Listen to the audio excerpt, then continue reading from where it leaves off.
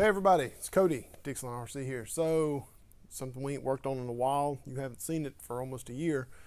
The King Kong CA30 6x6. The last time you guys saw this was when I took it to UST and I drove it in the Snow Runner, Mud Runner course. They had a course just for these kind of trucks, 12 scale, 14 scale, stuff like that, military type stuff. I actually broke something on the rear axle. There's where the trailer arms go, there's a mount on each axle for it, and it actually snapped off right there. I have it somewhere. Maybe I didn't keep it. I may have thrown it away. I don't know. Anyway, so I had that. I broke it. I have since bought another axle.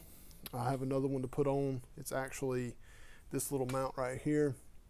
I got an idea maybe to fix that. I'm going to move it or maybe space it out so it doesn't break again. That's not what we're doing for this video here though. So, buddy of mine, Robert, Mr. Scale Rat, on Facebook and stuff, he makes some 3D printed motors and he's starting to dabble into a bunch of other things as well. He does some nice patina rust jobs, paint jobs for bodies and the wood and the frame rails and all that stuff like that.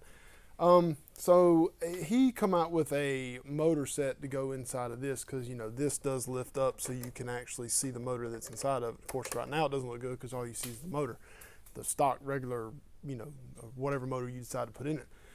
So I saw that he was doing that, so I hit him up and I said, hey man, let me get one of these motors. So what he actually is making is a 6-cylinder Cummins style diesel motor. That's kind of not really period correct for this truck, but it works because you'll look in there and you'll see the flat top and the turbo and all that stuff like that. So it's okay. I mean, it works. It's good enough. It fits because nothing fits in this thing. It's very narrow in the inside of the body where it goes in. It's pretty narrow there. I'll show you what I had to do to make it fit this anyway. I think he makes these for the CA10, which is the two-wheel drive, or the two-wheel drive instead of the 6x6. I think that's what it's actually designed for. But it works for this as well, and I'll show you how to do that to make it work also. It's a real tight fit. He's got it, you know, machined in here, so the servo fits right here. I mean, it is very tight. It fits very, very tight. So what I'm gonna do is show you how to do it. It's not really hard. There's a couple things you do have to do. You got to change the motor. I had a 550 in here. I had to change it to a 540 because that's all it's gonna fit. 550 pushes it too far, you know, towards the front, and it will not work. He also, for his services, he does a weathering service as well, paint. That's what he did this for me. I told him I didn't want it super rusty because I'm not trying to rust this thing out. I'm gonna figure out something to do with the body to make it look rough, but I don't want it to be rust.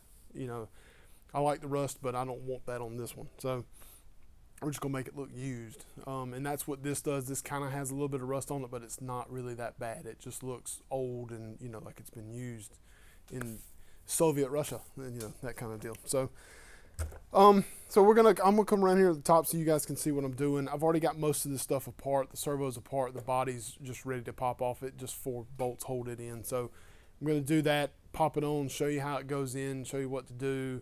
It's not really that complicated, really and truly, so it won't be too bad, but just hang tight. I'll be back. All right, so let's put this motor in. So I'm going to give you some close-up shots of this motor. Mr. Scale Rat, he puts his little logo in there. It is a Cummins style flat head 6-cylinder turbo diesel.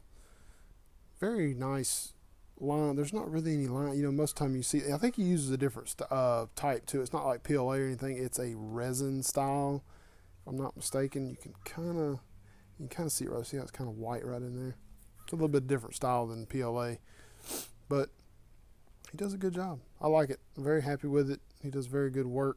So I'll have a link in the description below that will how to get a hold of Mr. Scale Rat. So all right, so first off, we'll take the body off. Easy peasy, nothing to that really as far as that goes. And I'll show you what I had to cut. That's the part I had to cut out both sides. It just makes it easier for it just to fit, you know, down into it, because it's, you know, you kind of got to finesse it in there anyway.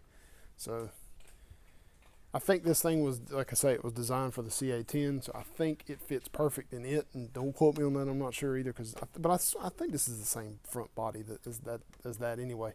But that just shows you what you got to do. That you just take a Dremel and hit that out, so no big deal. All right, so you take it and then you'll move the servo out of the way, just kind of get it out of the way. Like I said, I did have to change from a 550 motor to a 540 motor, and the idea is that you want to kind of make this as smooth as possible, you know, as far as how it fits here, because it's super tight in here so it doesn't move, but that means that this needs to be the same width as this here.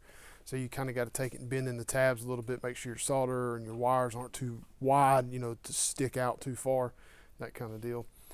I also had to, so what I put in here was the new Terra X Pro 5-pole motor from Raffi. This is the one that came out of that, I don't remember, oh, I put this in the Komodo. I took it out and put the Fusion system in it. So that's there, so I had it, so I just went ahead and used it while I had it, because, I mean, you know, why not? So this does have holes, a hole in the bottom for the wires to come through, so always try and make sure you put, when you do your wires, when you solder them, you point them down. That just makes it easier to fit through here, because that's the end anyway. So you're going to take your wires, you feed them in as best you can. Yeah, like that there. So then you'll take it and put that down there. Feed.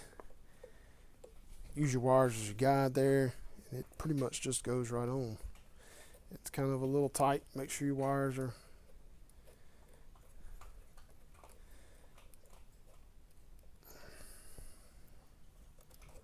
there. It goes. All right. So there you go. Make sure your wires are down, and then go in and try and eyeball it enough to where you know it's straight. And that is not. That is there though. And there you go. That's it. That's all it is. Goes right in. Fits a 540 motor perfect. Of course, other 540 motors are a little bit different. Like I think some Holmes ones doesn't have as much stuff on the end of it like the Trailmaster Sport. I just didn't have any here. That's probably what I would have put in here. But this will work. It's fine. This thing's not designed to be really fast. That motor's got a lot of torque, which is what we need anyway for this big old thing. So that's really it as far as how that goes. Fits in there great. It's very tight. Just make sure you do your wires going down so it fits into this hole real easily, so it'll move how you want to do it. So that's it, guys. I just wanted to show you my new motor for the CA30 6x6 made by Mr. Scale Rat. Great work. I suggest if you want something like this, you hit him up.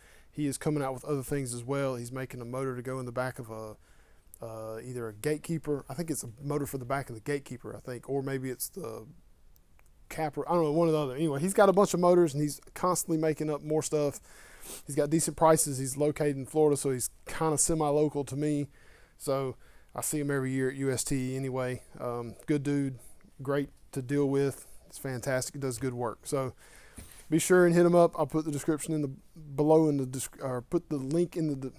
I'm going to put the link in the description below. So just be sure and hit him up if you want any kind of work done. He is not really doing full out custom things yet. He'll paint your stuff for you if you want it done.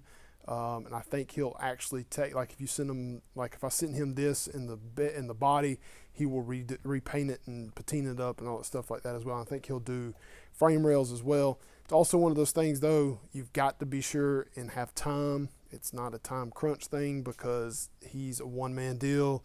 This work takes time. It's very time consuming, especially the paint work.